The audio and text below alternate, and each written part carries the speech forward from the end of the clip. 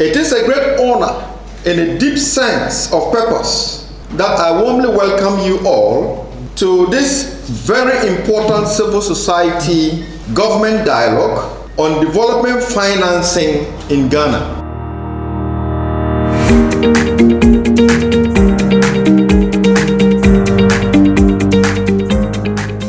I would like to begin now, Chairperson, by extending my sincere appreciation to all of you for joining us in this very important national conversation.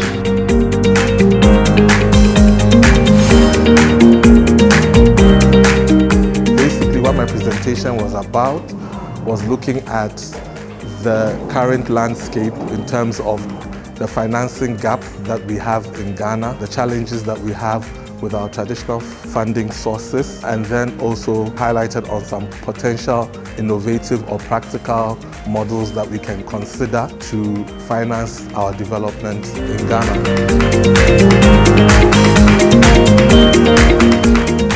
We held our last civil society engagement on financing for development, and out of that meeting, attended by over 50 civil society organizations, we came up with some critical prepositions, including the dwindling civil society space or declining civic space for civil society organization engagement on economic justice and other development engagements. It's been a real privilege to be part of this forum. It's been about a half day full of very insightful discussions on sustainable financing for development for Ghana. And I loved the fact that the presentations didn't just come from civil society, right? The participants, it wasn't just the usual civil society talking to each other, but you had presentations from government, you had representation from various ministries, departments, and then agencies as well.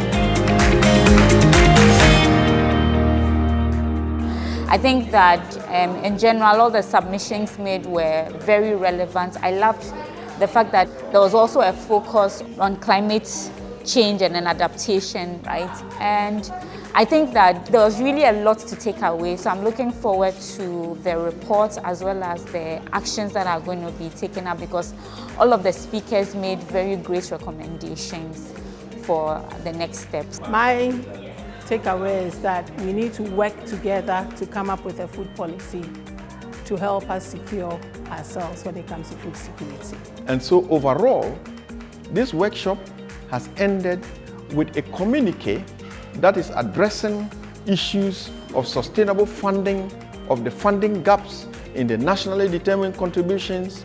It has also made a clear preposition in terms of how government is working through its comprehensive framework to address illicit financing flows and combating corruption. And finally, on how government can carefully target resources in today's food crop subsector, ensuring that funding is channeled directly into agroecology or organic farming, and ensuring that there is appropriate technology deployment into the agriculture sector, which would help address agriculture's contribution towards climate change in Ghana. Kudos to ActionAid, and we hope this is not the last of it, but it's only maybe the first of many more to come. We also look forward to the next steps, as well as to maybe the feedback that we presented to government and to all other relevant authorities.